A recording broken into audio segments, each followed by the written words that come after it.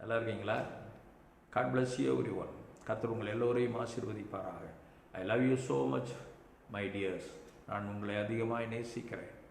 நீங்கள் ஜெபத்தில் உதாரத்துவமான காணிக்கைகளை தாங்கிறதுல கர்த்தர் உங்களை ஆசீர்வதித்து நடத்துவார். I thank to God and you. நான் தேவனுக்கும் உங்களுக்கும் நன்றி செலுத்துகிறேன். கர்த்தர் உங்களை ஆசீர்வதிப்பாராக. இந்த புதிய மாதத்தில் புதிய ஆராதனைக்கு தேவன் நம்மை கொண்டு வந்து சேர்த்திருக்கிறார். அதற்காக கர்த்தருக்கு ஸ்தோத்திரம். 1ஆம் தேதி ஆராதனையில் சிலர் கலந்து கொண்டீர்கள், அதற்காக கர்த்தருக்கு ஸ்தோத்திரம். அதில் கலந்து கொள்ளாதவர்களுக்கு சில விஷயங்கள் தெரியாது. அதனால் இன்றைக்கு தேவனாகிய கர்த்தர் நம்மோடு பேசுகிற வார்த்தைகளை உங்களோடு சொல்லி சீக்கிரமாய் முடிக்கலாம் என்று நான் நினைக்கிறேன். கர்த்தருடைய பரிசுத்த நாமத்திற்கு மகிமை உண்டாகட்டும். ஒரு 40 நிமிஷமோ அல்லது 3/4 மணி நேரமோ உங்களோடு கர்த்தருடைய வார்த்தையை பகிர்ந்து கொள்ள நான் விரும்புகிறேன். குறிப்பிட்ட கொஞ்ச நேரத்தில் தேவனுடைய வார்த்தையை கேட்டு அதை தியானித்து அந்த ஆசீர்வாதத்தை நீங்கள் பெற்றுக்கொள்ளுங்கள். கர்த்தர் நிச்சயமாக நம்மை ஆசீர்வதிப்பார். ஆமென். அல்லேலூயா. சந்தோஷமாக இருப்பீங்கன்னு நினைக்கிறேன். கர்த்தருக்கு ஸ்தோத்திரம். அல்லேலூயா. நான் சில நேரங்களில் உங்களுடைய ஃபோன் எடுக்க முடியாத நிலைமை, நான் இருக்கிற ரூமில் சிக்னல் ப்ராப்ளம் இருக்கும். சிலருக்கு நான் ஃபோன் வைத்து விட்டு வெளியே இருப்பதினால அந்த நேரங்களில் உங்களை தொடர்பு கொள்ள முடியவில்லை. தயவு செய்து தவறாக எடுத்துக்கொள்ள வேண்டாம். கர்த்தருக்கு ஸ்தோத்திரம். நான் ஒவ்வொருவரையும் நேசிக்கிறேன். நீங்கள் அத்தனை பேரும் எனக்கு பிரியமானவர்கள், அதில் எந்த மாற்று கருத்தும் இல்லை. நான் குறிப்பிட்ட நபரோடு பேசி அல்ல குறிப்பிட்ட நபரோடு பேசாமல் அப்படி இருப்பதில்லை. சில நேரங்களிலே சிக்னல் ப்ராப்ளம், சில நேரங்களில் மொபைல் என்னுடைய கையில் இல்லாத நிலைமை, சில நேரங்களில் கொஞ்சம் வெளியே போய் தாமதமாய் வருவேன். இப்படிப்பட்ட சூழ்நிலை பொறுத்து கொள்ளுங்கள். சீக்கிரமாய் நான் உங்களை நேரடியாக சந்திக்கிறேன். தேவன் பெரிய காரியங்களை செய்வார். கர்த்தருக்கு ஸ்தோத்திரம். ஒரு ஆராதனைக்காக, திருவிருந்து ஆராதனைக்காக ஆயத்தமாகுங்கள். ஒரு பெரிய திருவிருந்து ஆராதனை நடத்த வேண்டும் என்று விரும்புகிறேன். தேசத்தில் சகல நிலைமைகளையும் கர்த்தர் சீர்படுத்தி நமக்கு ஒரு பெரிய ஆசீர்வாதமான வாசனை திறப்பார். பத்திரமா இருங்க, சுகமாக இருங்க, பாதுகாப்பாக இருங்க, ஜெபத்தோடு இருங்க, எப்பொழுதும் தியானத்தோடு இருங்க, நல்ல வேதத்தை படிங்க. கர்த்தர் உங்களை ஆசீர்வதிப்பார். ஹல்லேலூயா. கர்த்தருடைய பரிசுத்த நாமத்திற்கு மகிமை உண்டாகட்டும். நாம் 1ஆம் தேதி தியானித்தது போலவே சங்கீதம் 48வது சங்கீதத்தை நீங்கள் எடுத்துக்கொள்ளுங்கள். முழுவதுமாய் நான் வாசிக்கப் போவதில்லை, நீங்கள் தான் வாசிக்கணும். நீங்கள் வாசித்து நல்லா தியானம் பண்ணுங்க. பைபிளை படிங்க, திரும்ப திரும்ப படிங்க. இதை நீ படிக்க தான் ஆசீர்வாதம். இந்த பைபிளை படிக்க தான் சுகம். இந்த பைபிளை படிக்கத்தான் விடுதலை. இந்த பைபிளை நீ படிக்காமல் விரதத்தினா பிசாசு உன்னை வஞ்சிக்கிறான்னு அர்த்தம். நீ எங்கேயோ வலையில் விழுந்துட்டன்னு அர்த்தம். அதனால் நீ இதை தைரியம் தினந்தோறும் வேதத்தை வாசிங்கள், தியானிங்க, ஜெபம் பண்ணுங்க. கர்த்தர் பெரிய ஆசீர்வாதங்களை கொண்டு வந்துக்கிட்டே இருப்பார். தடைகளை எல்லாம் நீக்கி போடுவார். சூழ்நிலைகளின் காலங்களை பார்க்காதீர்கள். கர்த்தருக்கு ஸ்தோத்திரம். ஆண்டவரை மாத்திரம் நோக்கி பாரு. கர்த்தர் பெரிய காரியங்களை செய்வார். அன்றைக்கு சொன்ன அந்த 2 வசனத்தை தான் திரும்ப ஞாபகப்படுத்திட்டு நான் மற்ற காரியங்களுக்குள்ளாக போகிறேன். நிறைய பகுதியில் அங்கங்கே நான் போக விரும்பலை. குறிப்பிட்ட அந்த ஒரு அதிகாரத்திலிருந்து நான் உங்களோடு சில வார்த்தைகளை பேசி தேவனுடைய பிள்ளைகள் எப்படி இருக்கணும்னு சில காரியங்களை சொல்ல விரும்புகிறேன். எப்பொழுதும் பார்த்தீங்கன்னா ஒரு தாய்க்கும் ஒரு தகப்பனுக்கும் தான் பிள்ளை சுகமாக இருக்கிறதும், தாங்கள் பிள்ளைகள் சந்தோஷமாக இருக்கிறதும், தாங்கள் பிள்ளைகள் ஆசீர்வாதமாக இருக்கிறதும், தாங்கள் பிள்ளைகள் எல்லாவற்றிலும் நல் விஷயங்களில் தேறினவர்களாக இருக்கிறதையும் எப்படி விரும்பி அதை பார்த்து சந்தோஷப்படுவார்களோ அதே போல தான் நானும் நீங்கள் எல்லாரும் நல்லா இருக்கணும்னு அதை பார்க்கணுன்னு நான் ஆசைப்படுகிறேன். வசதியில் ஆவிக்குள்ளே எல்லாவற்றிலையும் நீங்கள் பெருகணும், சுகமாக இருக்க வேண்டும் என்று நான் விரும்புகிறேன். நீங்கள் எல்லாரும் ஊழியர்களான நலமாக இருக்கும்.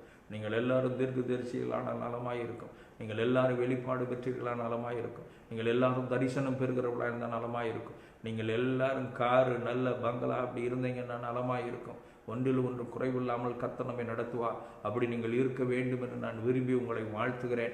அந்த தரிசன நோக்கத்தோடு தான் கர்த்தருடைய வார்த்தையெல்லாம் உங்களோடு நான் பேசிக்கொண்டே இருக்கிறேன். ஆமென். கர்த்தருடைய பரிசுத்த நாமத்திற்கு மகிமை உண்டாகட்டும்.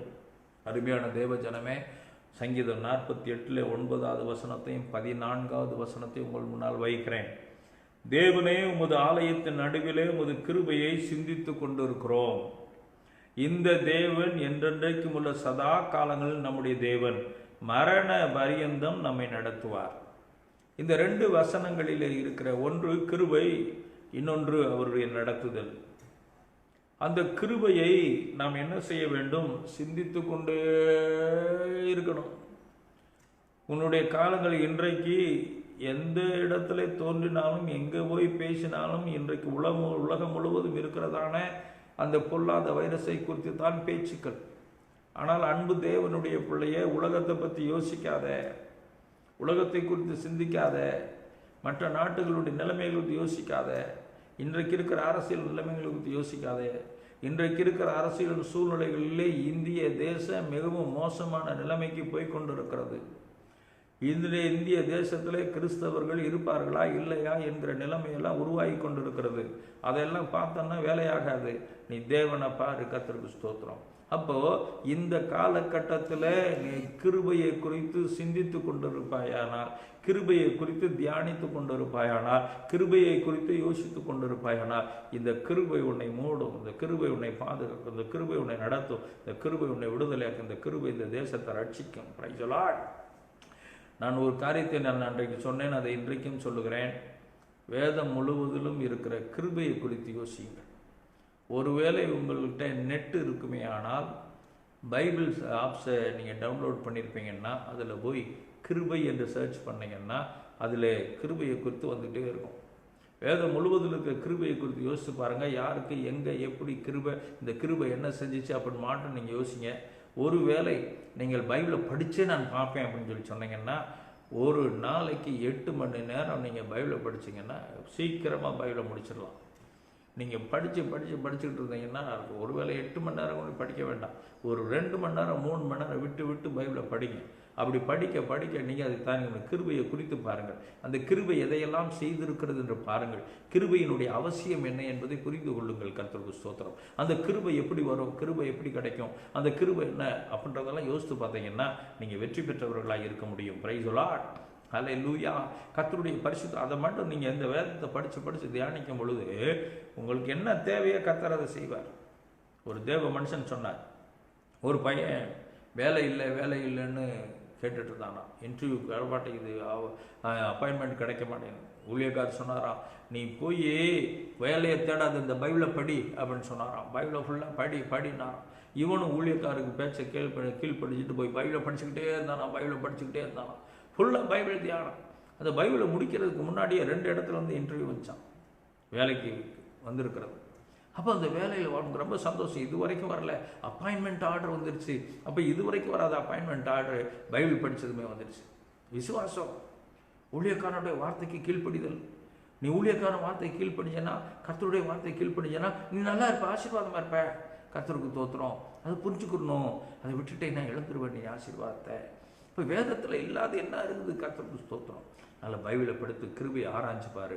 நானும் அப்படி தான் நினச்சிருக்கிறேன். கிருபைன்னு ஆராய்ச்சி பார்த்து கிருபையை பிடிச்சிக்கிட்டு கிருபையில் வளரணும். இம்மட்டும் இருப்பது கிருபை தான். ஆனால் இன்னும் அந்த கிருபையின் ஆழத்தை போய் பார்க்க வேண்டும் என்று நான் விரும்புகிறேன். கர்த்தருக்கு ஸ்தோத்திரம். வேதத்தின் ஆழத்தை ஒருவரும் அறிய முடியாது, ஆழத்தை ஒருத்தர் புரிஞ்சுக்க முடியாது. அது போக போக போக போக ரொம்ப டீப் ஆழம். கர்த்தருக்கு ஸ்தோத்திரம். ஆனாலும் அறிந்து கொள்ள வாஞ்சியோடு வாங்க. ஹல்லேலூயா. கர்த்தருக்கு ஸ்தோத்திரம். அதனால தான் பரிசுத்த பவுல் சொல்லுவார், கர்த்தருக்கு ஸ்தோத்திரம், கர்த்தரை கிறிஸ்து இயேசுவை அறிகிற அறிவின் மேன்மைக்காக, இயேசு கிறிஸ்துவை அறிகிற அறிவின் மேன்மைக்காக லாபமான அனைத்தை நஷ்டமும் குப்பையும் விட்டுட்டேன்றான். கர்த்தருக்கு ஸ்தோத்திரம். அப்போது தேவனுடைய அந்த கிருபையை குறித்து அறிய மிகப்பெரிய ஆசீர்வாதத்தை பெறுவார்கள். கர்த்தருக்கு. அதனால் வேறு எதை குறித்து சிந்திக்காதீர்கள். நீ இருக்கிற நிலைமையில உனக்கு கிருபை எப்படி கிடைக்கணும், கிருபையை குறித்து சிந்தித்து பாருங்கள். கிருபையை குறித்து ஆராய்ந்து பாருங்கள். கிருபையை குறித்து யோசிங்க. கிருபையை பேசுங்க. கர்த்தர் கிருபை செய்ய வல்லவராயிருக்கிறார். ஆமென். அப்புறம் பார்த்தீங்கன்னா, இந்த தேவன் என்றென்றைக்கும் உள்ள சதா காலமும் நம்முடைய தேவன் மரண பரியந்தம் நம்மை நடத்துவார். ஐயோ எப்படி, நாளைக்கு எப்படி, நாளை கழிச்சு எப்படி, அடுத்த மாதம், அடுத்த வாரம், அடுத்த வருஷம் எப்படி யோசிக்காத. கர்த்தருக்கு ஸ்தோத்திரம். அவர் உன்னை நடத்துவார்.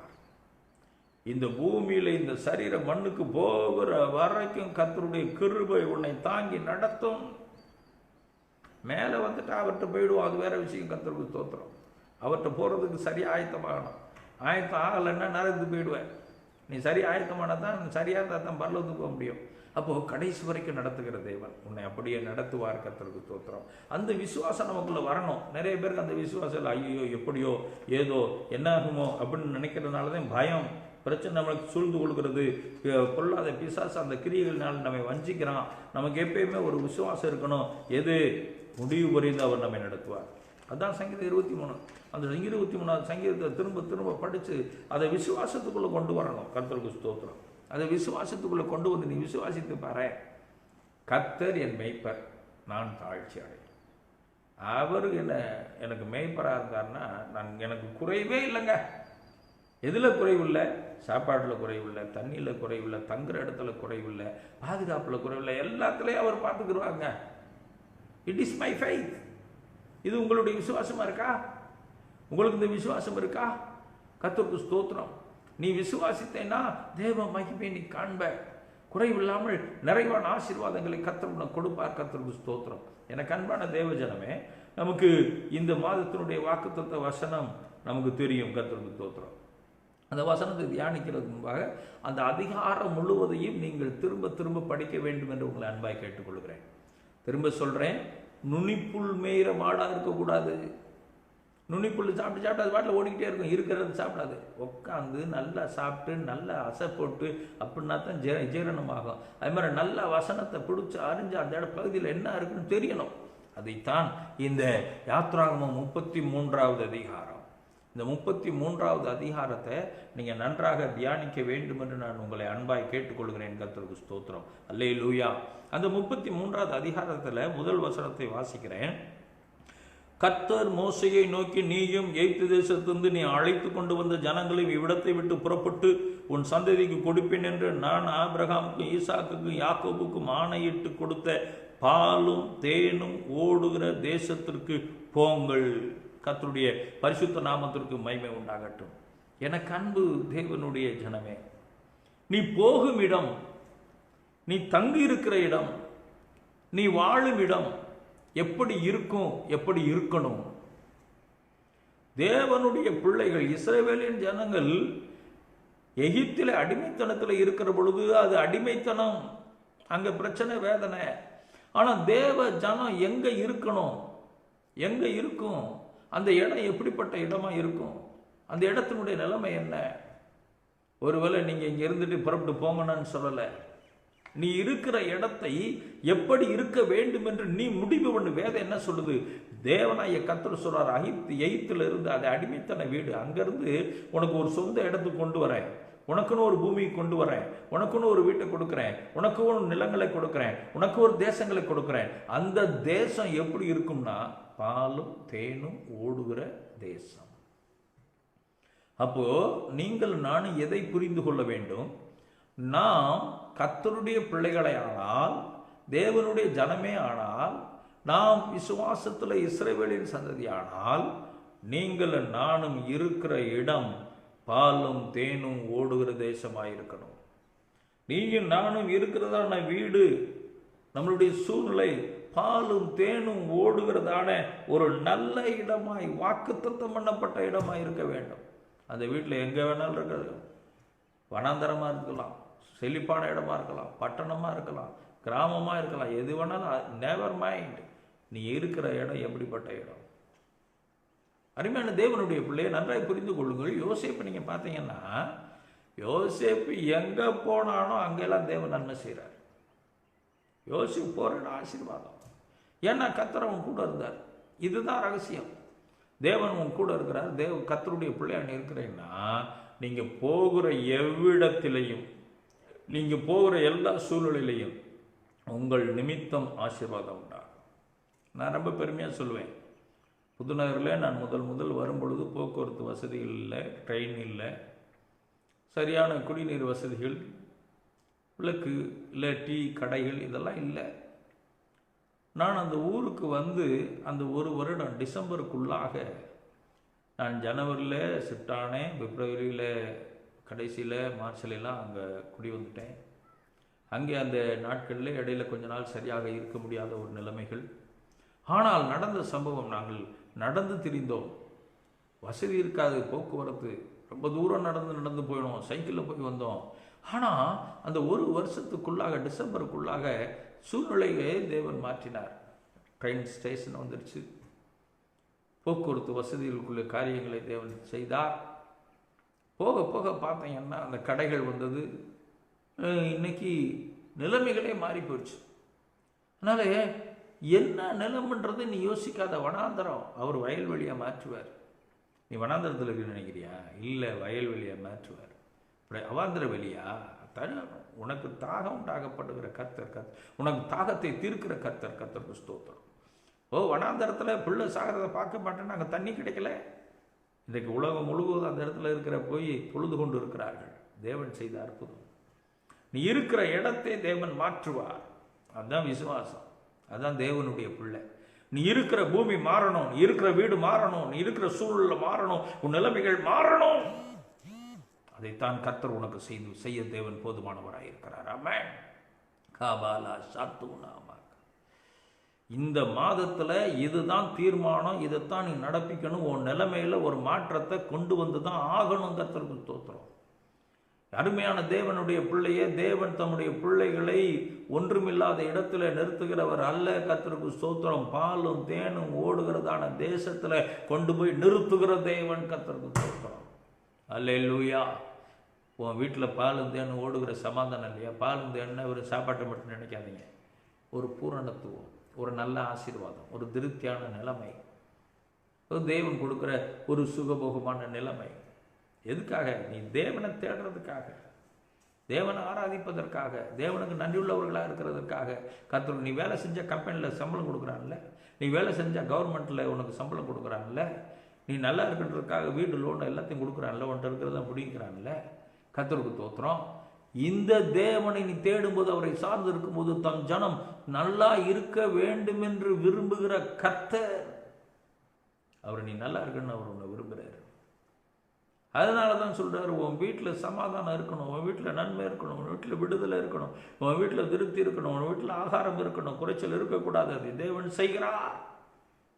ஓ க்ளோரி டு கராசத்தானா. கர்த்தர் ஒரு சிலருக்குள்ளாக ஒரு வைராக்கியத்தின் அக்கினியை ஊற்றி கொண்டிருக்கிறதை நான் காண்கிறேன்.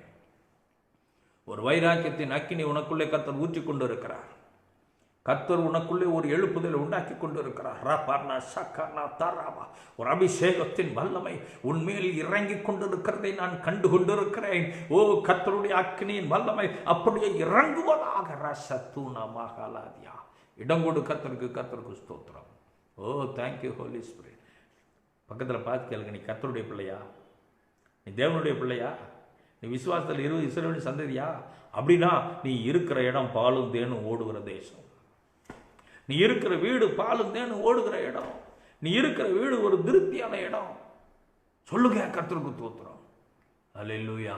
இல்லாமல் இருந்துச்சுன்னா அந்த நிலைமைக்கு மாற்றுவதற்கு நீங்கள் முயற்சி பண்ணுங்கள். கர்த்தர் பெரிய காரியங்களை செய்வார். கர்த்தருக்கு ஸ்தோத்திரம். இந்த 33வது அதிகாரத்தை நீங்கள் திரும்ப வீட்டில் படித்து கொள்ளுங்க. அதில் இருக்கிறதுதான் சில விஷயங்களை நான் உங்களுக்கு சொல்ல வேண்டும் என்று விரும்புகிறேன். கர்த்தருக்கு ஸ்தோத்திரம். வாக்குத்தத்த வசனம் என்ன? 14வது வசனம், 33வது அதிகாரம் 14வது வசனம் என்ன சொல்லுது? அதற்கு அவர், என் சமூகம் உனக்கு முன்பாக செல்லும், நான் உனக்கு இளைப்பாறுதல் தருவேன் என்றார். My presence shall go with you. என்னுடைய சமூகம், என்னுடைய பிரசன்னம் உனக்கு முன்பாக போகும். லேலூயா, லேலூயா. கர்த்தருடைய பரிசுத்த நாமத்திற்கு மகிமையோட சொல்வாங்க, யானை வரும் பின்னே, மணி ஓசை வரும் முன்னே. அது எங்கேயோ வருதுன்னா அது ஆட்டுற மணி சத்தம். அப்படியே ஒரு மணி கழுத்தில் மணி கட்டி விட்டுருப்பாங்க. காட்டில் இருக்க ஆணைக்கெல்லாம் மணி கிடையாது, வீட்டில் வளர்க்குறாங்க, கோயிலில் வளர்க்குறாங்க, அதுக்கு தான் மணி. அது வரும்போது மணி சத்தம் கேட்கும். அது யானை வருது தெரிஞ்சுக்கலாம். கர்த்தருக்கு ஸ்தோத்திரம். ஐஸ்கிரீம் விற்கிறவன் ஃபேன் அடிச்சுட்டு வருவான். அப்போ நம்ம பிள்ளைக்கு தெரியும் வந்துடுச்சு ஐஸு. அது மாதிரி தான் கர்த்தருக்கு ஸ்தோத்திரம். நீ போகிறன்னா, நீ போகிறதுக்கு முன்னாடி கர்த்தருடைய பிரசன்னம் தான். நிறைய நேரங்கள் என்னுடைய அனுபவம் பார்த்தீங்கன்னா, ஆரம்ப ஊழியங்களை பிசாசு வரட்டு கொடுக்கும்போது நமக்குள்ள ரொம்ப பயம். அதனால் ஆண்டவரோட ஜெபம், ஆண்டவரே நான் போகிறேன், ஆண்டவரே எனக்கு முன்னாடி நீங்கள் போயிருங்க, ஆண்டவரே நீங்கள் போய் அந்த காரியம் செய்யுங்க ஆண்டவரே அப்படின்னு ஜெபம் பண்ணிட்டு போயிடுவோம். இது வெளியே தெரியாது. ஆனால் நம்ம போகும்போது அந்த பிசாசு ரொம்ப தொந்தரவு எல்லாம் பண்ணியிருக்கோம். நம்ம போய் ஜெபம் பண்ணால் அது ஆடவே ஆடாது, வரவே வராது. பாருங்க என்ன பேசுவாங்க, ஐயா பவர்ஃபுல்லு, அவர் வந்துட்டாரு, அதனால அது வராமலே ஓடி போச்சு பாரு. நமக்கு தான் தெரியும், நாம் போவதற்கு முன்பாக அவர் போனார், அவர் போகிற இடத்துல அது வராமல் போய்விடும். ஆமென், ஹல்லேலூயா.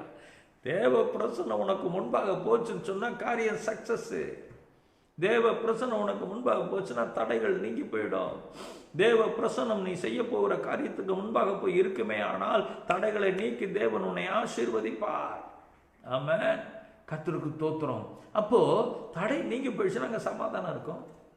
தடை நீங்கி போச்சுன்னா அங்கே இளைப்பாறுதல் இருக்கும். தடை நீங்கி போச்சுன்னா காரியம் சக்சஸ் ஆகும்.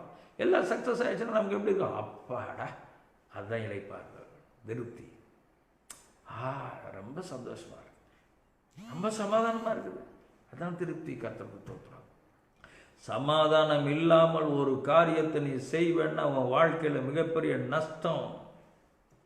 சமாதானம் இல்லாமல் திருமணம், சமாதானம் இல்லாமல் வீடு கட்டுதல், சமாதானம் இல்லாமல் வீட்டினுடைய காரியங்கள் எதை செய்தாலும் திருப்தி இருக்காது. அது வேதனை.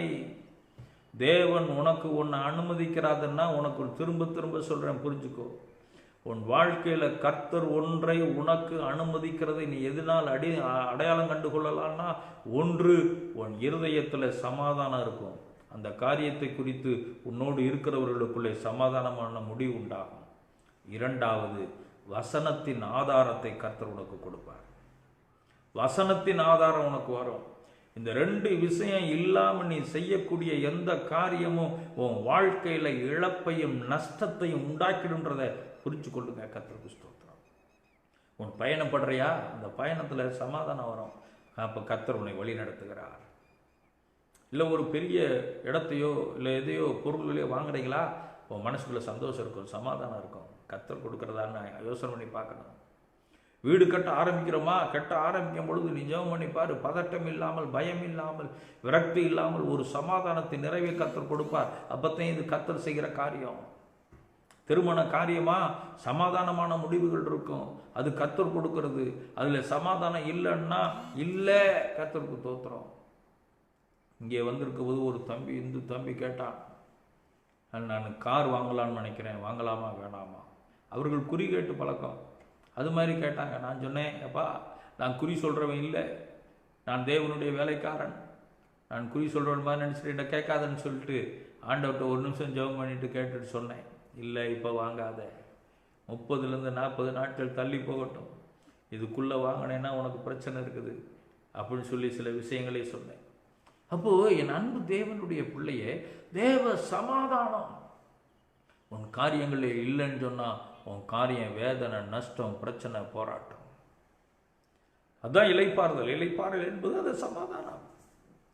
அன்பு தேவஜனமே, உனக்கு அந்த சமாதானம், சந்தோஷம் எப்படி வரும்? நீ செய்ய போகிற எந்த வேலையிலையும் அந்த வேலையில முன்னாடி கர்த்தரை வை. கர்த்தர்கிட்ட கேளு, அவர் ஓகே சொல்லுவார். அவர் இருதயத்தில் சமாதானத்தை கொடுப்பார், இல்லை வசனத்தை கொடுப்பார். காரியத்தை தைரியமாக செய்ய, ஆண்டவர் உன்னை ஆசீர்வதிப்பார். அது இல்லாத விதத்தில் எந்த விஷயமானாலும் செய்யாத, எந்த பயணமும் போகாத. கர்த்தருக்கு ஸ்தோத்திரம். அதனால என் சமூகம் உனக்கு முன்பாக செல்லும், உனக்கு இளைப்பாறுதல் தருவேன். இப்போ தேவ சமூகம், நான் போவதற்கு முன்பாக தேவ சமூகம் முன்னே போகிறதா? நான் எப்போ போனாலும் நான் அதான் செய்வேன், ஆண்டவரே நான் புறப்படுறேன், நீங்கள் முன்னாடி போங்க, நான் பின்னாடி வர்றேன். சினிமாவில் பாடுறானே, உன்னை பாட்டு உங்களுக்கு வந்திருக்குமே, நீ முன்னாலே போனா நான் பின்னாலே. அது அவன் பாட்டான். இல்லை, நமக்கு என்னன்னா அவரை பார்த்து நம்ம பாடணும், ஆண்டவரே நீங்கள் முன்னாலே போனா நான் பின்னாலே வரேன், ஏசப்பா நீங்கள் முன்னாலே போனா நான் பின்னாலே வரேன், பரிசுத்த ஆவியானவர் நீங்கள் முன்னாலே போனா நான் பின்னாலே வரேன். இதுதான். நீ முந்தி கொண்டு ஓடாத, நீ முந்திரி கொட்டையை மாறாத, அவரை முன்னாடி விட்டுட்டு நீ பின்னாடி போய் பாரு, உன் காரியம் எல்லாம் சக்சஸ். உன் காரியம் சக்சஸ். திரும்ப சொல்கிறேன், எனக்கு அன்பான தேவனுடைய பிள்ளையே, உன் இருதயத்தில் தேவன் சமாதானம் கொடுக்காத எந்த காரியத்தை நீ செய்வதற்கு நீ முந்தி ஓடாத. அது உன் வாழ்க்கையை நஷ்டப்படுத்திடும், அது வேதனைப்படுத்திடும், இழந்து போயிடுவே, இழந்துருவே. கபால கத்துராபால கர்த்தருடைய ஆவியானவர் திட்டமாய் சொல்லுகிறார், திட்டமாக சொல்றாரு. நீ எதையாவது தீர்மானம் பண்ணியிருக்கிறியா? எதையாவது செய்ய துடிக்கிறியா? எதையாவது வாங்க துடிக்கிறியா? எதையாவது எந்த ஒரு நல்ல காரியத்தை நடப்பிப்பதற்கு நீ துடிக்கிறியா? நல்லா புரிஞ்சுக்கோ, உன் இருதயத்தில் சமாதானம் வேணும், உன்னோடு இருக்கிறவர்களுக்கு சமாதானம் கொடுக்கணும். அப்போதான் கர்த்தர் முன்னாடி போறாருன்னு அர்த்தம். கர்த்தருக்கு ஸ்தோத்திரம். அதை முடிவு நீ செய்யுங்கள், கர்த்தர் உங்களை ஆசீர்வதிப்பார். அல்லேலூயா. எனக்கு அன்பு தேவ ஜனமே, யாருக்கு முன்பாக தேவ சமூகம் செல்லும்? இந்த அதிகாரத்திலே சில விஷயத்தை சொல்றேன். தேவ சமூகம் யாருக்கு முன்னாடிலாம் போகும்? உனக்கு முன்னாடி போகுதா? உங்களுக்கு முன்பாக தேவ சமூகம் போய்கொண்டிருக்கிறதா? தேவ சமூகம் இருக்கிறதா? நீ தீர்மானமா சொல்ல முடியுமா? அல்லேலூயா. கர்த்தருடைய பரிசுத்த நாமத்திற்கு மகிமை உண்டாகட்டும். சில விஷயங்களை இப்போ சொல்லுகிறேன், தயவு செய்து புரிந்து கொள்ளுங்கள்.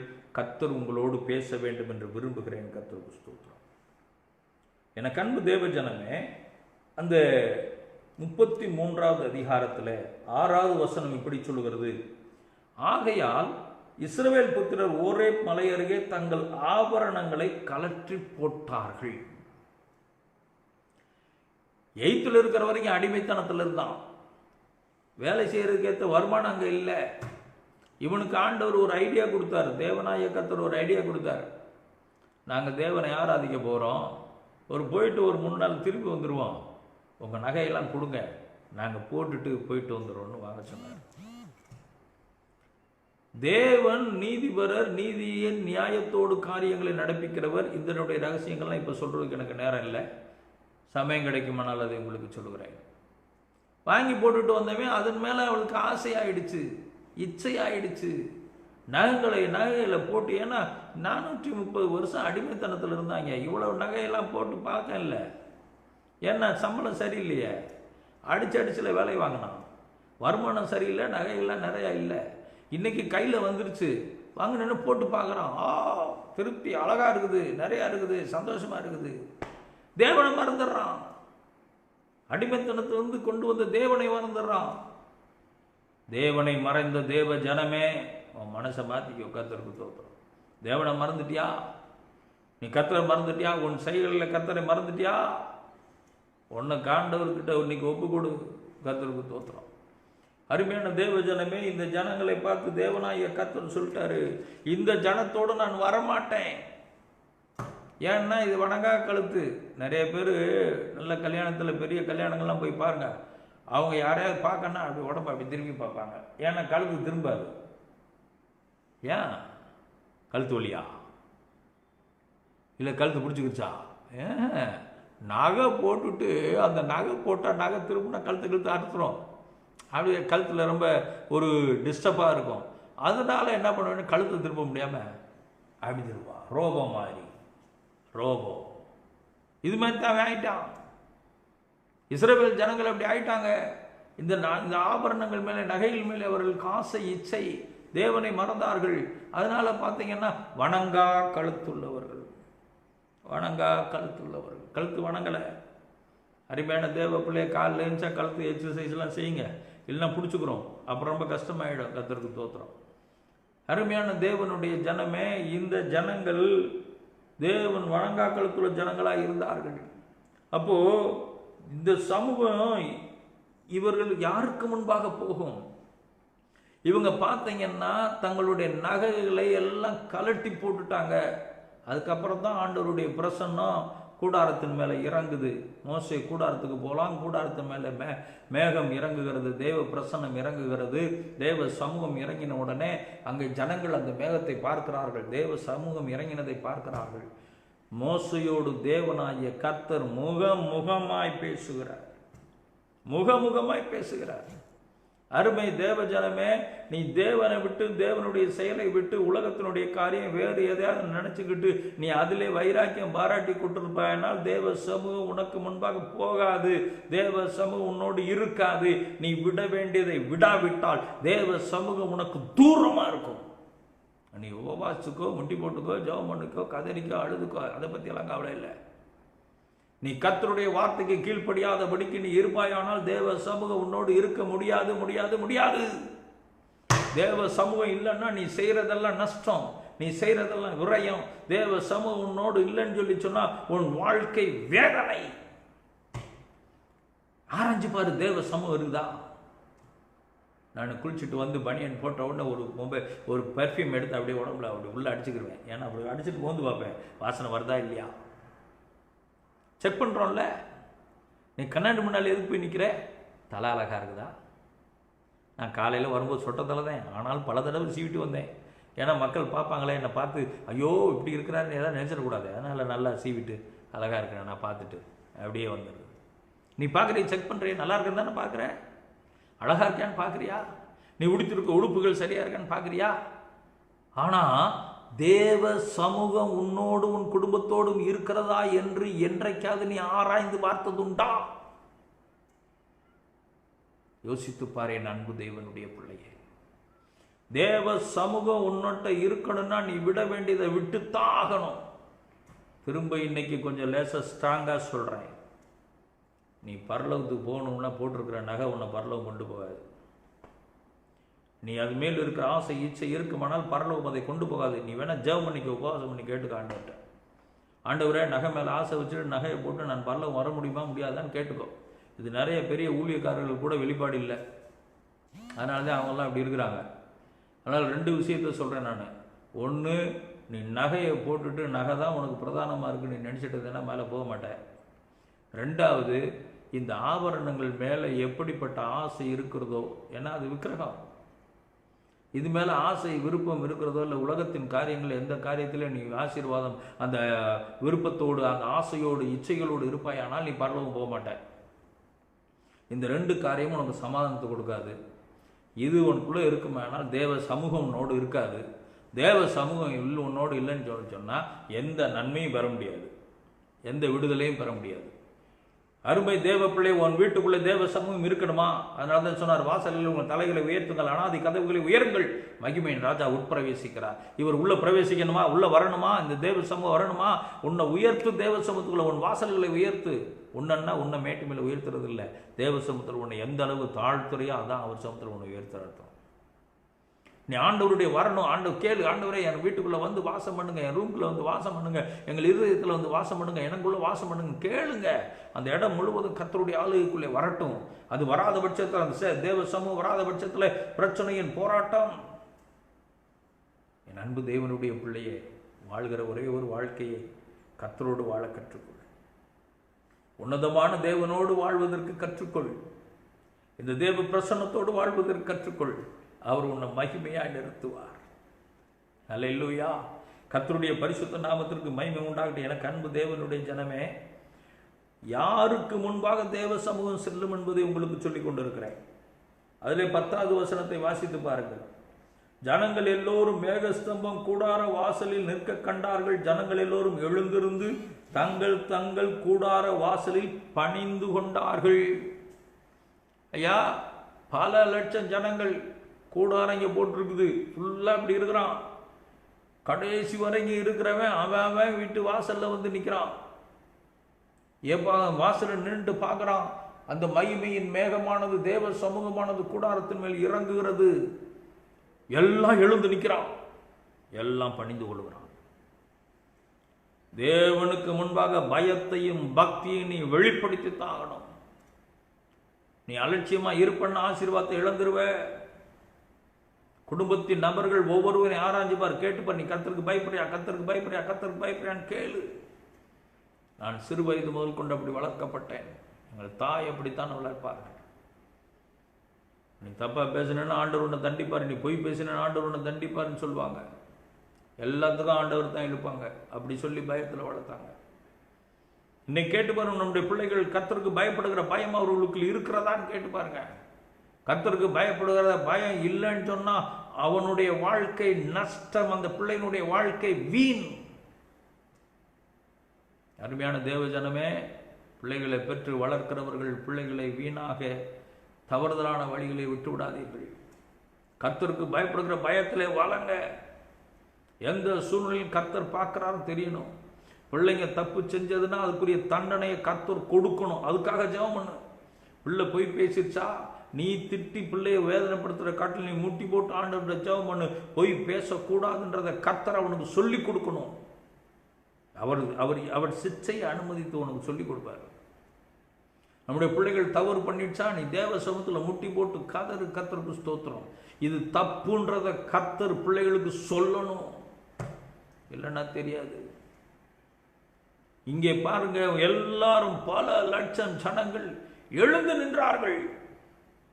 அத்தனை லட்சம் ஜனங்களும் இந்த தேவ சமூகத்தின் பிரசன்னத்தை பார்த்த உடனே பணிந்து விழுந்து கும்பிடுறான், வணங்குறான், தொழுது கொள்கிறான். கர்த்தருக்கு ஸ்தோத்திரம்.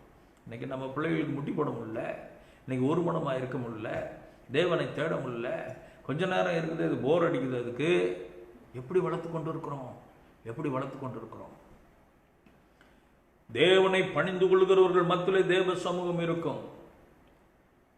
ஆசை, இச்சைகள், கர்வம், எல்லாம் மேட்டிமை எல்லாத்தையும் தூக்கி எறிகிறவர்கள் மத்தியிலே தேவ சமூகம் இருக்கும். கர்த்தருக்கு கீழ்ப்படிந்து பணிந்து கொள்கிறவர்கள் மத்தியிலே தேவ சமூகம் இருக்கும். எனக்கு தேவ சமூகத்தை இழந்து போய் வேதனையா, துக்கமா, ஆசீர்வாதத்தை இழந்து இருக்கிறியா, நன்மை இழந்துட்டியா? நீ இழந்து போனதை பட்டியலிட்டுப்பா. இல்லை நீ இருக்கிற நிலைமையில கர்த்தர் உன்னை மேன்மையா வச்சிருக்கிறாரா? நீ இருக்கிற நிலைமையில இதுதான் தேவ சித்தமா? அருமையான தேவ ஜனமே, நான் வந்தேன், இந்த பகுதியில் வந்து இத்தனை நாட்கள் இருக்கிறேன். எந்த பகுதியிலாம் கேட்காதீங்க. ஆண்டவர்கிட்ட கேட்டேன், நான் வந்ததுக்கு ஒரு முகாந்திரம் வேணுமேன்னு சொல்லி கேட்டேன். என்னை சுற்றி இருக்கிறவர்கள்லாம் இந்து மக்கள், இந்திலே வைராக்கியமுடையவர்கள். ஒவ்வொருவருக்குள்ளேயும் என் தேவன நாமத்தை மைமைப்படுத்தி இருக்கிறேன். எனக்குள்ளே இருக்கிற கர்த்தர் யார் என்பதை வெளிப்படுத்தியிருக்கிறேன். இந்துவில் பூசாரியாக பூஜை பண்ணுகிறவர்களாக தீவிரமாக இருக்கிறவர்கள் மத்திக்குள்ள கர்த்தர் கிரியை செய்து கொண்டு இருக்கிறார். ஒவ்வொருவரும் எனக்கு செவியுங்கள் என்று சொல்லுகிற நிலைமை. என் அன்பு தேவனுடைய பிள்ளையை நான் யோசித்து பார்க்கிறேன். எனக்குள்ளே கர்த்தர் எவ்வளவு காரியத்தை வைத்திருக்கிறார் என்று யோசித்து பார்க்கிறேன். அதை செயல்படுத்த வேண்டும் என்று இன்னும் மேலே ஆண்டவர் நாம மகிமைப்படியாக அவருக்கு வேலைக்காரனாக இருக்கணும்னு நான் விரும்புகிறேன். முகத்தை பார்க்காத மனிதர்கள், அவர்களோடு தொடர்பு கொண்டு ஃபாதர் செபியுங்க. உங்கள் ஜெபத்தில் ஒரு வல்லமை இருக்கிறது. ஒரு ஜெபத்தில் ஒரு ரீஃப்ரெஷ், ஒரு ஃப்ரெஷ் ஆகிற நிலைமை இருக்குது. ஆண்டவருக்கு நன்றி சொல்லுகிறேன். என் அன்பு தேவனுடைய ஜனமே, புரிந்து கொள், கர்த்தருக்கு ஸ்தோத்திரம். அப்போ தேவ சமூகம் உனக்கு முன்பாக போகணும்னா விட வேண்டியதை விடு, தூக்கி எறிய வேண்டியது தூக்கி எறி, தூசியை தட்டி உதறு. உன் இருதய கடினம், வணங்கா கழுத்து தேவ பிரசனத்தை உனக்கு முன்பாக கொண்டு வராது. உன் வணங்க கணத்தை இன்னைக்கு விட்டுடு. தேவ பிரசனம் உனக்கு நேராய் வரும். கர்த்தருக்கு ஸ்தோத்திரம். ஜனங்கள் எழுந்தது, நீ இருக்கிற நிலைமையிலிருந்து எழு. கர்த்தரை பணிந்து கொள், கர்த்தரை பணிந்து. அதனால சொன்னா கிருபையை சிந்தி, கிருபையை குறித்து யோசனை பண்ணு. அந்த கர்த்தருடைய பிரசனத்தை குறித்து யோசித்து சிந்தித்துக் கொண்டிருப்பாயனால் தேவன் பெரிய காரியங்களை செய்ய அவர் போதுமானவராக இருக்கிறார். ஆமென். நிறைய பேச முடியல, நேரம் நமக்கு பிரச்சனையா இருக்குது. கர்த்தருக்கு ஸ்தோத்திரம். நிறைய பேசத்தக்க காரியங்களை தேவன் நமக்கு அனுமதிக்கணும். சரி, தேவ சமூகம் முன்னே சென்றால் எப்படி இருக்கும்? அவர் சமூகம் முன்னே போனா எப்படி இருக்கும்?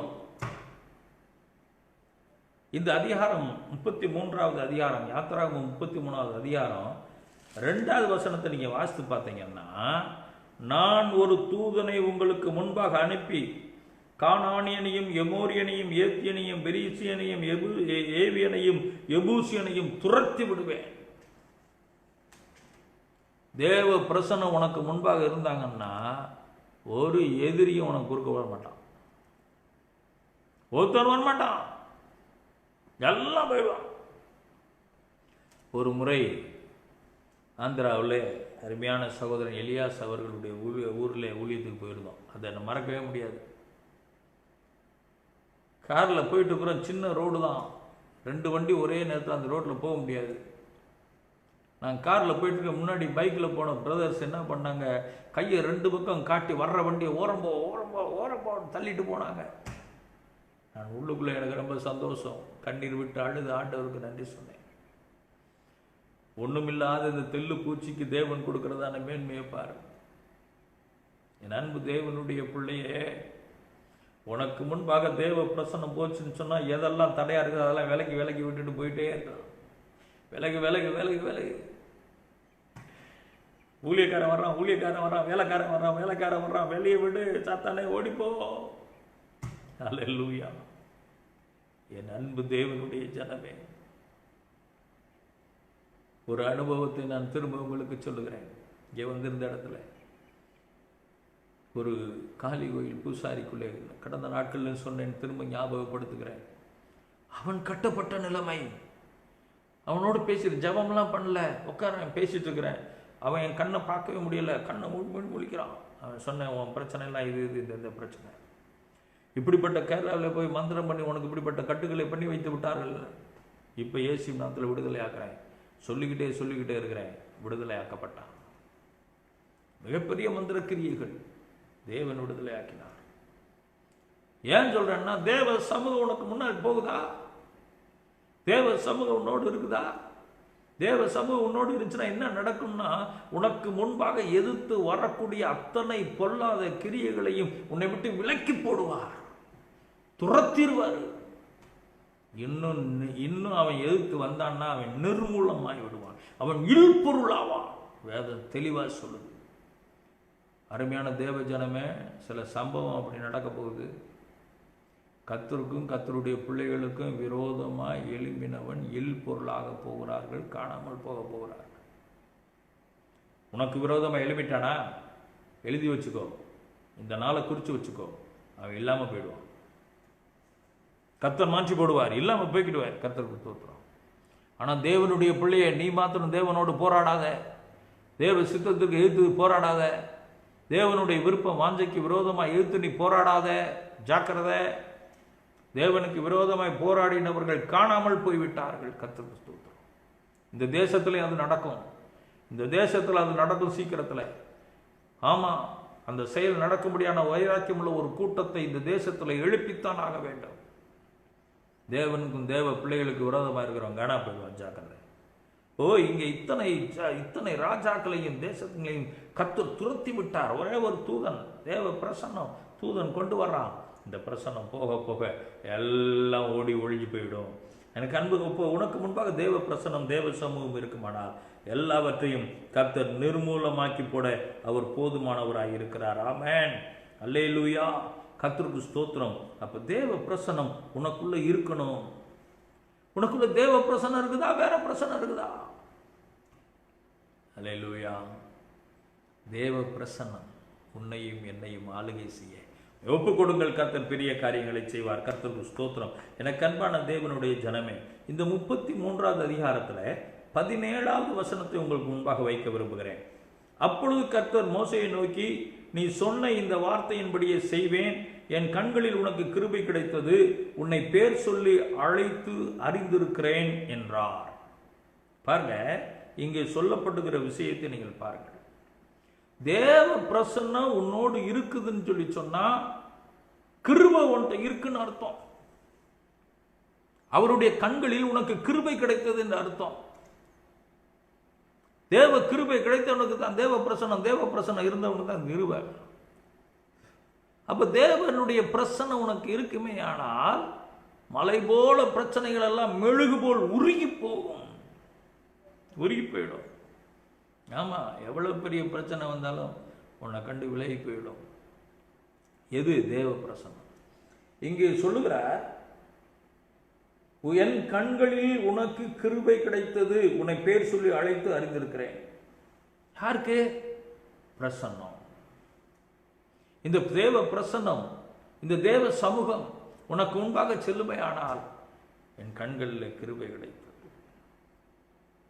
அப்ப தேவனுடைய கண்களில் நமக்கு கிருபை கிடைச்சிச்சுன்னா தேவ பிரசன்னம் நம்மை ஆளுகை செய்யும், தேவ சமூகம் நம்மோடு கூட வரும். அதான் மோசே கேட்டான், உன் சமூகம் வரலன்னா எங்களை இந்த இடத்துல இருந்து புறப்பட பண்ணாதீரும். மோசே பாருங்க எவ்வளவு வைராக்கியமா தேவனோடு போராடுகிறார். இந்த மோசையினுடைய வரலாற்றை நீங்க படிக்கணும், அந்த மோசையினுடைய ஜெபத்தை நீங்க பார்க்கணும். அந்த மோசை எங்கெங்கெல்லாம் போராடி எப்படி ஜெபம் பண்ணா நீங்க பார்க்கணும். உரிமையை எடுத்துக்கொண்டான். இந்த மாசம்லாம் அப்படிதான் நீங்க ஜெபம் பண்ண போறீங்க, செஞ்சுதான் ஆகணும். ஆண்டவர் நன்மையான காரியத்தை செஞ்சுதான் ஆகணும்.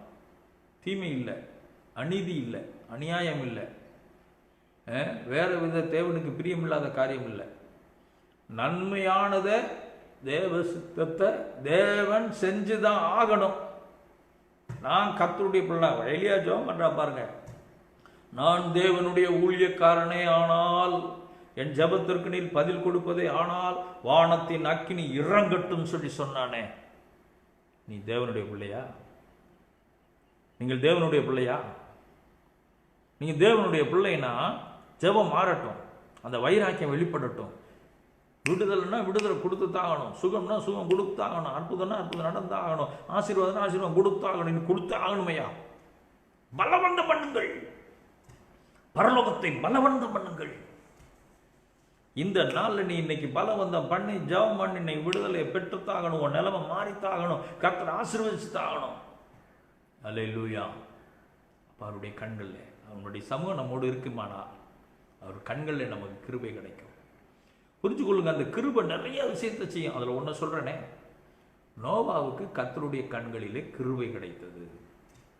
ஏன் கிருபை கிடைச்சது? உத்தமன், சன்மார்க்கன், தேவனுக்கு பயந்தவன், அதெல்லாம் இருக்குது, அதனால கிருபை கிடைச்சது.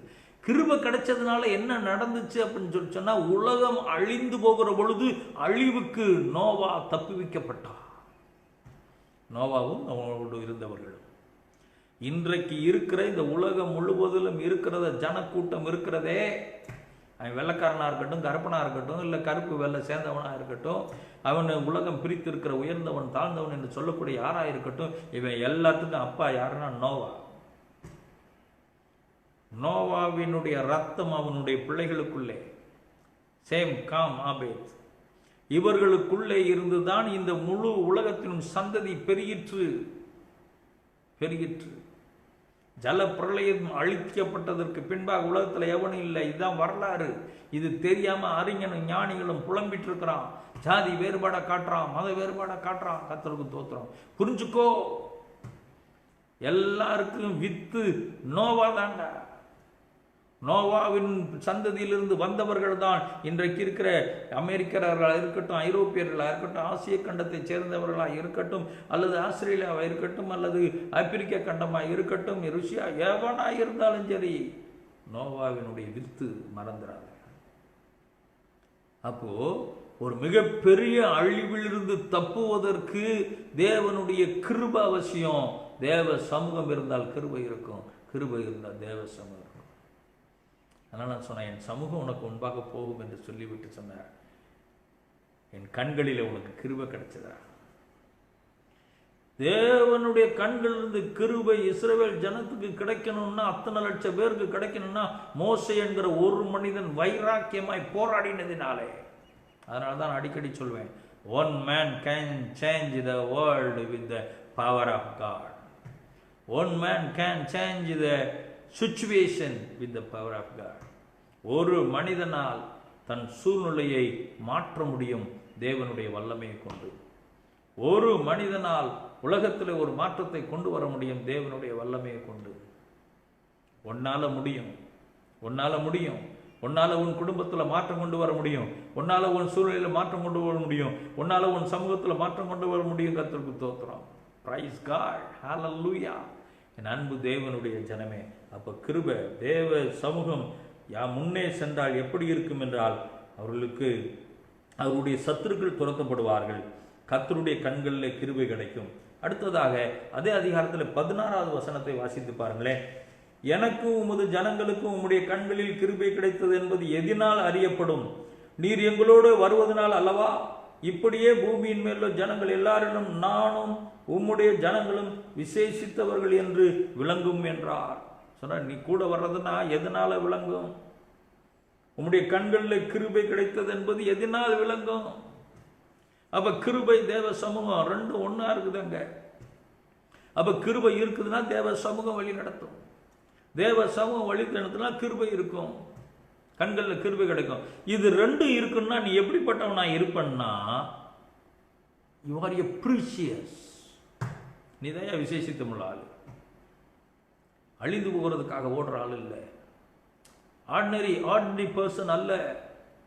உன்னோடு இருக்கிற சாதாரண மனிதர்களோடு உன்னை கூட்டி சேர்க்க முடியாது. ஏன்னா you are the special one, you are the precious. நீ விசேஷித்தமுள்ள ஆளு, நீ விலையேற பெற்ற ஆளு. ஏன்னா அவர் விலையேற பெற்ற ரத்தத்தினால தானே உன்னை மீட்டு எடுத்திருக்கிறாரு. நீ விலையேற பெற்ற நபர். அப்போ இந்த உலகத்துல அருமையான தேவனுடைய பிள்ளைய நீ விசேஷித்தமுள்ள ஆளா இருக்கணும்ன்றது உன் மனசுக்குள்ள இன்றைக்கு விதைக்கப்பட வேண்டும். மற்றவங்களோடு நீ இணை இல்லை, அவங்கள போல நீயும் இல்லை. 10ஓடு ஒன்று சேர்த்தா 11 நீ இல்லை. நீ 10க்கு மேல ஒரு வித்தியாசம் உள்ள ஒரு நபர். நீ யோசித்து பாருங்கள். கர்த்தருக்கு ஸ்தோத்திரம். தேவனாகிய கர்த்தரால் முடியாத கூடாத காரியம் ஒன்றுமே இல்லை. தேவ சமூகம் உன் மேல உன் கூட இருக்குதுன்னு சொன்னா கிருபை, கர்த்தருடைய கண்களில் கிருபை கிடைத்திருக்கும். கர்த்தருடைய கண்களில் கிருபை கிடைத்தது என்று சொன்னால் தேவ சமூகம் உன்னோடு இருக்கும். இது இருக்குமே. ஆனால் நீ எப்படி இருப்பன்னா, நீ ஸ்பெஷல் ஒன்றா இருப்ப. நீ சாதாரண மனுஷி இல்லை, சாதாரண மனுஷன் இல்லை, சாதாரண பிள்ளை இல்லை, சாதாரண பையன் இல்லை, சாதாரண மாணவர்கள் அல்ல. நீங்கள் ஒரு நல்ல நிலைமையில உயர்ந்து கர்த்தர் உங்களை வைத்திருப்பார். இதை கெடுக்கிறது தான் பிசாசு உன்னை டிஸ்டர்ப் பண்ணுவான். இதை கெடுக்கிறது தான், இதை தடை பண்ணுறது தான் பிசாசனுடைய வேலை. அதனால தான் குறுக்கு வழியில சில விஷயங்களை கொடுத்து உன்னை தந்திரமாய் வஞ்சித்து வேறு வழியாய் திருப்புகிறவன். இல்லை, வேண்டாம், கர்த்தர் வழியுக்கா, அவர் சமூகம் உனக்கு முன்னாடி போகட்டும், அவருடைய கண்களில் கிருபை கிடைக்கட்டும். நீ ஆசீர்வதிக்கப்பட்டவர்களாய் விசேஷமுள்ளவர்களாய் தேவன் உன்னை நடத்த அவர் போதுமானவராயிருக்கிறார். நிச்சயமாக கர்த்தர் உன்னை விசேஷித்தமுள்ளவர்களாய் நடத்துவார். ஏன்னா அவர் கண்களில் கிருபை. கர்த்தருக்கு ஸ்தோத்திரம். நீ வேதத்தை வாசி பார்த்தீங்கன்னா நோவாவுக்கு கிருபை கிடைச்சது, யோசேப்புக்கு கிருபை கிடைச்சது. இப்படி ஒவ்வொருத்தருக்கும் தேவனுடைய கிருபை இருந்ததுனாலதான் அவர்களோடு இருந்தார். அவர்கள் சூழ்நிலைகளையே மாற்றினார். நோவாவின் சூழ்நிலை நினைச்சு பாருங்க. உலகம் முழுவதும் தண்ணீர் அழியுது. தேவன் கிருபை இல்லைன்னா நோவாவும் செத்து சமாதி ஆயிருக்கணும். ஆனால் கிருபை இருந்ததுனால எல்லா அழிவையும் பார்க்கிறார்கள். இவர்களோ பேழையிலே காக்கப்பட்டார்கள். யோசேப்பு கூட தேவ சமூகம் இருந்ததுங்க. கர்த்தர் அவனோடு கூட இருந்தார். அதனால தான் போகிற இடத்துல எல்லாம் ஆசீர்வாதம், போகிற இடத்துலலாம் இவனுக்கு சலுகை, போகிற இடத்துலாம் இவனை கொண்டு மற்றவர்களுக்கு நன்மை. ஒவ்வொருத்தருக்கும் அதுதான். தேவனுடைய பிள்ளைகள் கூட இருக்கும்போது, தேவனுடைய பிள்ளைகளோடு கர்த்தர் இருப்பாரே ஆனால் கிருபை இருக்கும். இவர்கள் போகிற இடமெல்லாம் பாலும் தேனும் ஓடுகிற தேசமாய் மாறும். இன்னைக்கு ஒரு முடிவு ஒன்று, நான் போகிற இடம், நான் இருக்கிற இடம், நான் இருக்கிற வீடு ஆசீர்வாதமாக மாறின ஆண்டவரே. இல்லைன்னா நான் கர்த்தருடைய பிள்ளை இல்லை. நான் கர்த்தருடைய பிள்ளை ஆனால் நான் இருக்கிற இடத்திலே தேவன் ஆசீர்வாதத்தை ஊற்றணும், விடுதலை ஊற்றணும், இளைப்பாறுதல் அங்கு இருக்கணும், தேவ சமாதானம் இருக்கணும். போராடு. இன்னைக்கு போராடு. சோர்ந்து போகாத. விசுவாசத்தோடு நம்பிக்கையோடு போராடு. ஜெபம் பண்ணு. நீ பாழா போன இடமா இருந்தாலும் சரி, அது ஆசீர்வாதமாக மாறட்டும். குடியிருக்க முடியாத இடமா இருந்தாலும் சரி, அது குடியிருக்கத்தக்க இடமாய் மாறட்டும். சத்துரின் வஞ்சனையான தீமையான கிரியைகள் செய்வனை வைப்பு எதுவாக இருந்தாலும் சரி, இன்னைக்கு தவிடுபடி ஆகணும், தவிடுபடி ஆகணும். என்னை எத்தனை விதத்தில் சத்துரு வஞ்சித்து கெடுத்து கொண்டு இருக்கிறான். நேற்றைய தினத்தில் ஒரு சகோதரனுக்கு ஜெபித்துக் கொண்டிருந்தேன். கர்த்தர் அநேக காரியங்களை சொன்னார். இவ்வளவு தூரம் இருக்கிற பிரச்சனைக்கெல்லாம் காரணம் என்னன்றதை கொஞ்ச நேரத்தில் தேவன் வெளிப்படுத்தி காட்டினார். சகோதரன் கண்ணீர் விட்டாள். அநேகருடைய ஆசீர்வாதத்தை தடுத்து வைத்திருக்கிற சத்ருவின் காரியம், அநேகருடைய பிள்ளைகள் அலைஞ்சு திரிஞ்சு ஓடி ஒளிஞ்சிட்டு இருக்கிற நிலைமை சத்ருவின் காரியம், ஞானம் புத்தி அறிவு இல்லாமல் இருக்கக்கூடிய நிலைமை சத்ருவின் காரியம். எல்லாம் அப்படியே சொல்லிட்டு விட்டுறாத. நீ போராடு. மோசே சொன்னானே, இந்த ஜெபத்தை நீ கொண்டு வா, நீர் வரலன்னா எங்களை அனுப்பாதீர் சொன்னா, இந்த ஜனங்களை நீர் அழிக்கிறன்னா என் பேரை ஜீவ புஸ்தகத்தை எடுத்து போடுன்னு சொல்லி சொன்னான். மோசேனுடைய ஜெபத்தை பாருங்க. இன்றைக்கு இந்த மாசத்துல அந்த ஜெபத்தை நீங்க ஏறெடுத்து ஒரு வைராக்கியம் உள்ள ஜெபம் ஒரு பெரிய மாற்றத்தை கொண்டு வரட்டும். சேலஞ்சு பண்ற ஜெபம் ஒரு மாற்றத்தை கொண்டு வரட்டும். ஒரு வித்தியாசம் உள்ள ஒரு சேலஞ்ச் லைஃப். ஏன்னா நீ விசேஷம் உள்ள ஆளியா? அம்மா நீ விசேஷம் உள்ள ஆளு. எப்பா நீ விசேஷம் உள்ள தம்பி தங்கச்சி, ஏமா என் அன்பு பிள்ளைகளே, விசேஷத்தும் உள்ள ஆளு. நீ மறக்காத. இன்னைக்கு அதை நீ வெளிப்படுத்துவோம் ஜெபத்துல. உம்முடைய கண்களில் கிருபை கிடைத்தது என்பது எதனால் அறியப்படும்னா, உன் சமூகம் கூட வர்றதுனால அறியப்படும். அடுத்து உலகத்தில் இருக்கிற மற்றவர்களை காட்டிலும் நாங்கள் விசேஷமானவர்கள் என்பதினாலே. அப்ப நான் விசேஷம் உள்ளவன் என்பது எதனால் தெரியும்? தேவ கிருபை இருந்தா தெரியும், தேவ சமூகம் என்னை மூடி இருந்தா தெரியும். இல்லைன்னா தெரியாது. நானும் சாதாரண நபரா இருப்பேன். அப்ப நான் வாழ்ந்தால் விசேஷம் உள்ளவனாய் வாழணும். கிருபையின் தேவ சமூகத்தினுடைய ஆளுகைக்குள்ளே இருந்து வாழணும். நான் முடிக்க போறேன், நேரம் இல்லை, என்னால் முடிக்கிறதுக்கு மனசு இல்லை. இது இன்னும் வேகமாய் அதிகமாய் போய்கொண்டிருக்கிறத என் ஆவியில உணர்கிறேன். இன்றைக்கு ஒரு சேலஞ்ச் பண்ணுங்க. அருமையான தேவன் பிள்ளையே, நீங்கள் குடும்பமாக இருப்பினால் உங்கள் குடும்ப விசேஷ குடும்பம். கணவன் மனைவி பிள்ளைகள் எல்லாம் ஒவ்வொருத்தரும் விசேஷமானவர்கள். அப்போ விசேஷமானவர்கள்னா நீங்கள் எப்படி இருந்தால் விசேஷமானவர்களாக இருப்பீங்க? கிருபை வேணும், தேவ சமூகம் வேணும். அப்போ ரெண்டும் உங்களோடு இருக்க வேண்டும் என்று சொன்னால் என்ன செய்யணும்? நீ விட வேண்டியதை விடணும், தேவனை எழுந்து பணிந்து கொள்ளணும். அவர் தான் உனக்கு முக்கியம். நான் என்னுடைய மகள்கிட்ட அடிக்கடி சொல்லுவேன், ஒரு வரி அந்த பிள்ளை எழுதியிருந்தது, இயேசு தான் எனக்கு அப்பா. அது குறித்து நான் ரொம்ப சந்தோஷப்பட்டேன். ஏன்னா நம்ம அப்புறம்தான், அவர் தான் எனக்கு. என்னோடு கூட இருக்கிற ஒரு முக்கியமான ஒரு நபர் இருக்கிறார். அவர் தன்னுடைய குடும்பத்தை இதெல்லாம் குறித்து பேசிட்டு உலகத்தில் சொல்லப்படுற மாதா பிதா குரு தெய்வம் என்று சொன்னார். மாதா அடுத்து பிதா, அதுதான் குரு, அப்புறம் தான் தெய்வம். அதான் நான் சொன்னேன் அவர்கிட்ட, நானும் ஒரு காலத்தில் அப்படி தான் இருந்தேன். எங்கள் அம்மா தான் தெய்வம் நினச்சிட்டு, எங்கள் அம்மா தான் எங்கள் அப்பா, இவர் தான் உனக்கு அப்பான்னு காட்டினாங்க. எங்கள் அம்மா தான் இதுதான் சொந்த மதம்னு சொன்னாங்க. எங்கள் அம்மா தான் எனக்கு முதல் டீச்சர், அதனால் அம்மா தான் தெய்வம்னு நினச்சிட்டு இருந்தேன். அப்புறமா தான் தேவனாகிய கர்த்தர் என் கண்களை திறந்தார். அந்த அம்மாவுக்கு உன்னை பிள்ளையாக கொடுத்ததே அவர் தாண்டான்னு சொல்லி சொன்னார். அதை அவர்கிட்ட சொன்னேன், மாதாவும் பிதாவும் குருவும் எல்லாவற்றையும் கொடுத்தது தெய்வம். இந்த தெய்வம் இல்லை என்று சொன்னால் அங்கே நாம் பிறந்திருக்க முடியாது. இந்த தெய்வம் இல்லை என்று சொன்னால் நமக்கு இந்த காரியங்கள் எல்லாம் நடந்திருக்காது. அதனால முதலிடத்துல தெய்வம், அப்புறம்தான் மற்றதெல்லாம். அதனால என் அன்பு தேவனுடைய பிள்ளையே, என் அன்பு மக்களே, என் பிள்ளைகளே, என் பேர பிள்ளைகளே, எல்லாத்துக்கும் முக்கியம் ஆண்டவர் தான். அவரை முன்வை. அவர் தான் உனக்கு அப்பா, அவர் தான் உனக்கு தகப்பன், அவர் தான் உனக்கு எல்லாமே. அதுக்கப்புறம் மற்றவங்களை கொண்டு வா. கர்த்தருக்கு தோத்திரம். ஆண்டவர் உன்னை ஆசீர்வதித்து பெருக பண்ணுவார். Price the Lord. மரியாளுக்கு கர்த்தருடைய கண்களில் கிருபை கிடைத்தது. அதனால தான் பரிசுத்த ஆவியானவரை கற்பம் தரித்தார். ஆயக்காரன் ஜெபம் பண்றான் பாருங்க, லூக்காவில் வசனத்தெல்லாம் சொல்ல நான் முடிக்க போறேன்.